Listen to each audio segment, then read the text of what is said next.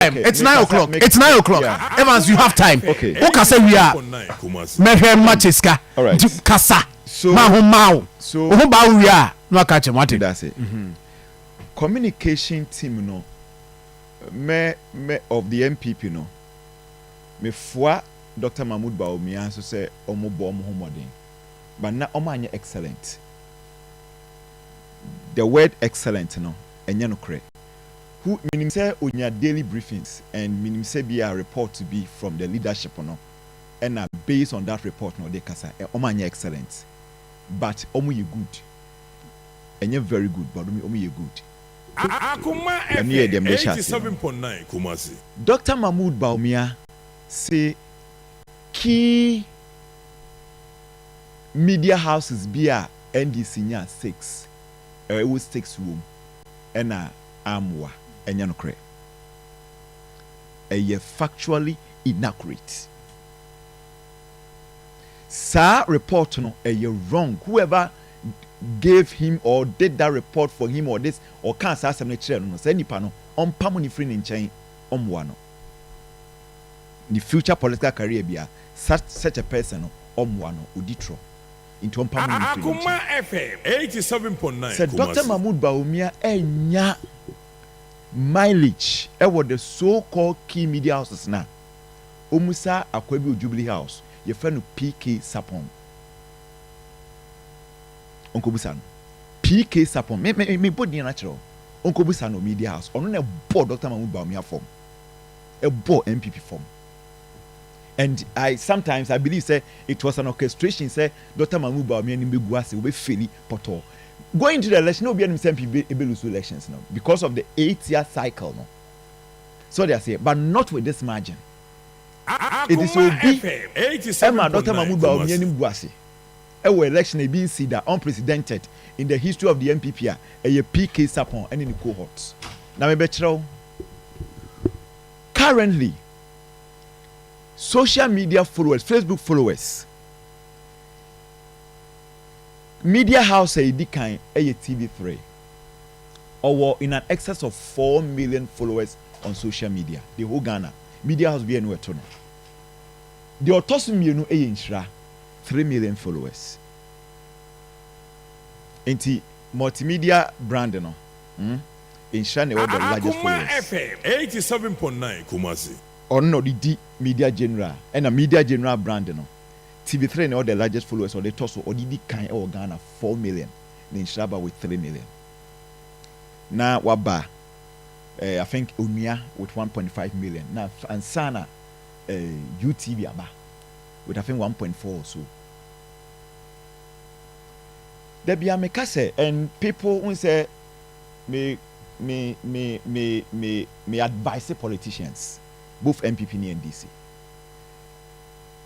Sometimes some call for advice and I give it to them when it comes to media. Akoma FM 87.9. And yeah, they say there be a meka na mekashi nyame munyam say politician bia no a oko campaign unya ma advice bia minimum obi oko campaign olusu ye both NPP and DC. Minimum obi olusu ye. Minimum obi olusu ye. Minimum obi olusu ye. Gift amao. Why? Gifting Doma. Oh no, Gifting Doma was someone said I'm supporting man. But it's not somebody that I advised. Me advice say no. No, baby or could be I'm supporter. Even as a matter of fact, a man I'm a supporter of money crown. Ubi appreciating the vote. Akoma FM 87.9 Kumasi. Oh, here a friend is we Obapa for Steve voter unyaya. Unprecedented in the history of the NDC. Unprecedented.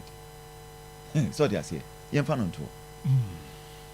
look, me catch the politicians say stations are all assume me in your wildest imagination, especially key stations no, or key media houses no. Say omunye in your camp and so omunye your camp no. Omo na say okoko kasa.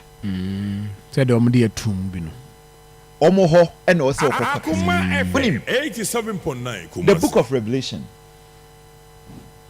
Na Nyankopon they also wiase bia waye. Odija say wiase. Still other sans achra.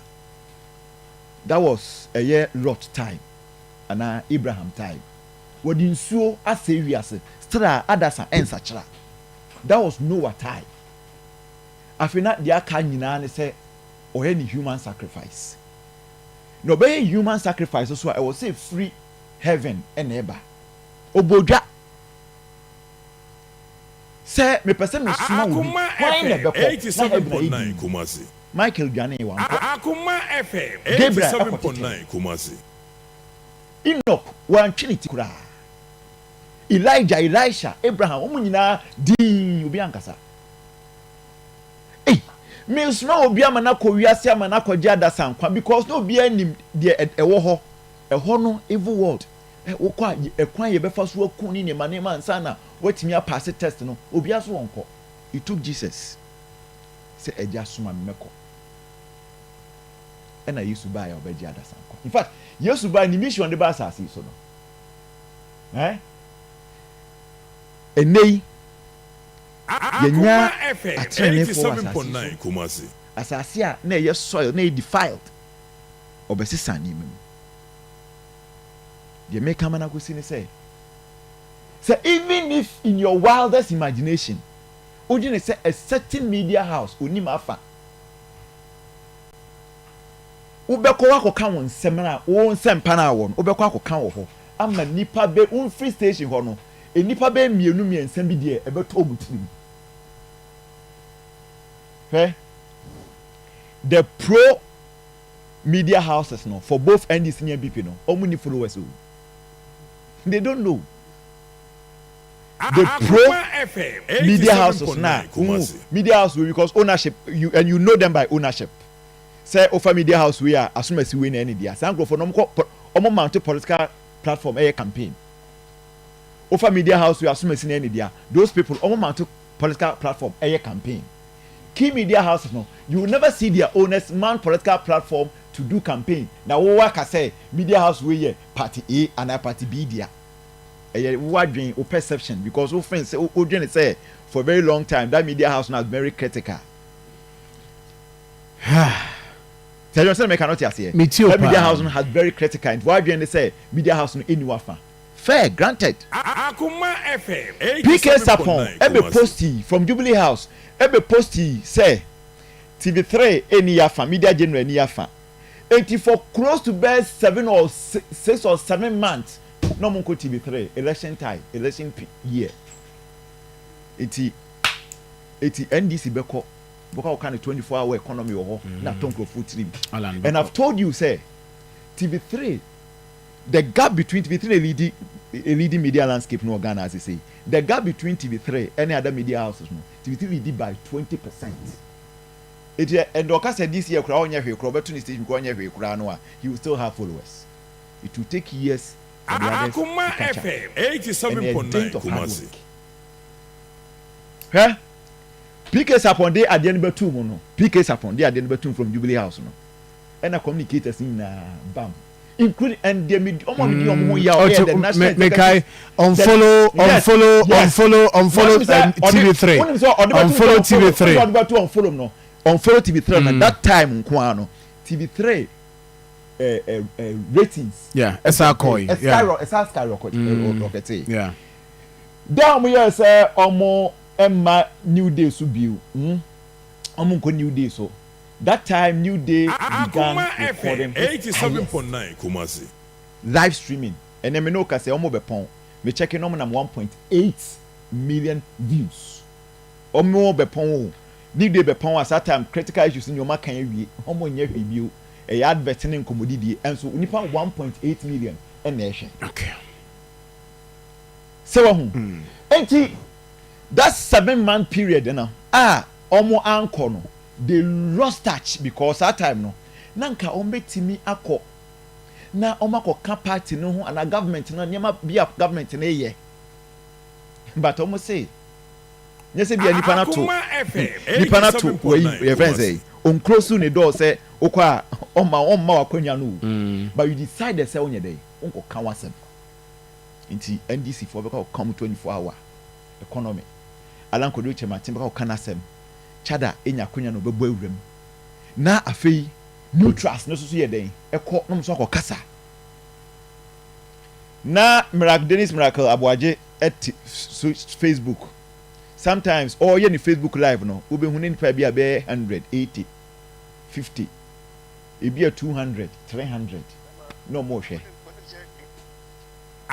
sorry I say 300 no more 87.9 it is nipa 300 no more hwɛ o live streaming no Uradi Nyankopɔn saa time na around that time no na Sami Jamfi gina ɛyɛ Onya TV na ɔyɛ the program reference the BB 360 right aha eti Dennis Miracle Aboagye gina Facebook ɛyɛ nipa bɛ 300 400 hwɛ no Sami Jamfi Onya TV ɛyɛ ma nipa bɛ 2 million or 2000 sorry 2000 ɛhwɛ at a go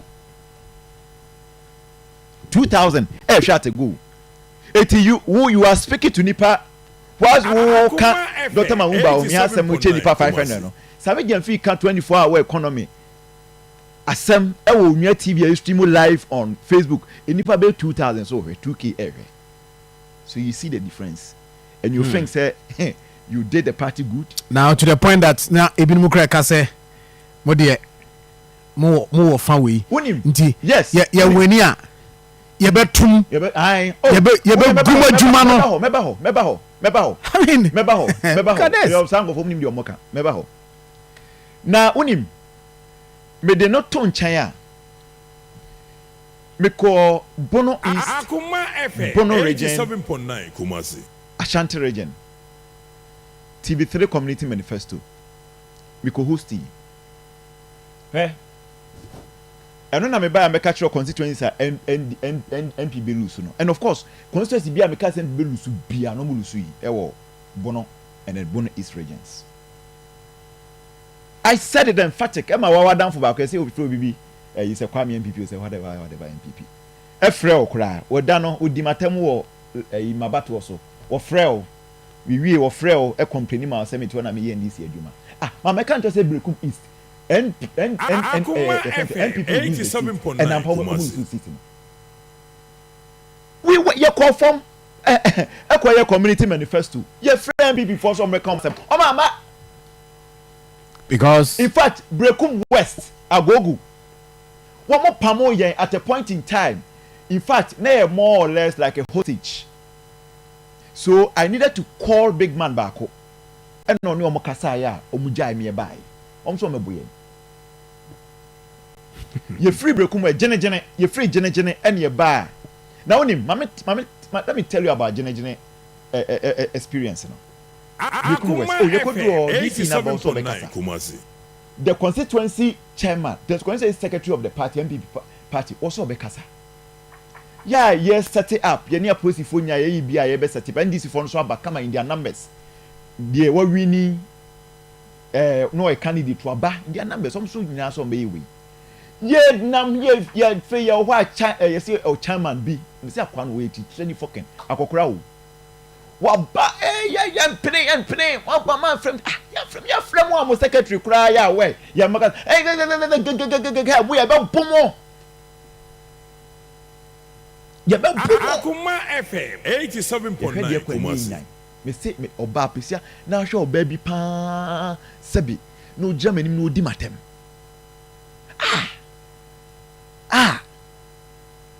and that's one smoothness level and the war okay ye ba Brekum East feedback a free Brekum East buy na nyi favorable me kai say I spoke to one of them can you say look Brekum East you lose the seat ye free ho ba Sunyane ye be started from Sunyane East so feedback and ba 87.9 in fact boys no crowd say there honestly even though say na me say nkofo na me say NPP retain the Sunyane East constituency but na me say nkofo bofu there e decide na me man that dog chance side there Sunyane West ye call fear pre oh NPP omo ma ye mekasa eche almost one mekasa and this for no say there be fear pre ho no omo the way a ho na kwaye no wan hwe na NPP for na conform nkrofo so omo no omo be na kwaye gidigidi it is an etie there enye yem yɛkɔpɛ neutral grounds Akoma ɛna yɛne FM NPP 87.9 Kumasi. yɛ say okay fine yɛnyɛ community manifesto no wɔ fiapre yɛkɔpɛ neutral grounds nso atrɛ yɛn nyinaa nkɔyɛ wɔ hɔ NPP for na amba NDC for ba no mɛka ɔmo asɛm and this program was live as a matter of fact yɛkɔ areas bi also NDC for na amba but ɔmo ba ɔmo ama no na nyɛ sɛ ɔmo yɛ ɔsɛ ɔmo ayiwe boycott show no but na in fact we be to say Doma East ɔmo boycott show no na mmom deɛ kɔba yɛ ɔmo ntumi ama ne sɛ certain around that time yɛne Nana Jane Professor Jane Nana Opoku Agyeman ekuhyia it no also Akoma FM 87.9 Kumasi appear on the show but NPP for no ko abai yɛ running show ne de ma ɔmo satan yɛ nyɛ nyɛ for Doma Central ɔmo yɛ no nyinaa abai it was a fantastic show Techima North NPP for deliberately ɔmo ama ɛna Elizabeth Refini the incumbent ne bai ne nkrofo ɔmo running show no come on in fact yɛ ba Ashanti region ɛdwo so NDC for na ama for very genuine reasons say because that time clash ɔmo tema na ɔmo yɛ campaign into ɔmo ntimi ama NPP for nko ne bai they had a field day so ɔmo so make come asem Akoma FM 87.9 Kumasi say Ebano media ownership had nothing. How many adverts are no more running with TV3? Eti unim. Omu ana omu elidi media team no. Na eye Akoma. Ba na nye data na no mo de ye adwuma. Eti omu di Bawumia bro. And for me, ebe boane pass going forward no. Whoever was leading his media team because that person wasn't abreast. Na or the Akoma any perception any adwuma no then any data all right whoever was leading the NDC team no look meaning station here pro NPP but they were playing a lot of NDC adverts Abazinkum sorry I say during on that note a friend is saying so the NDC in terms of media engagement no me more media strategic than Meda say thank you very much Abazinkum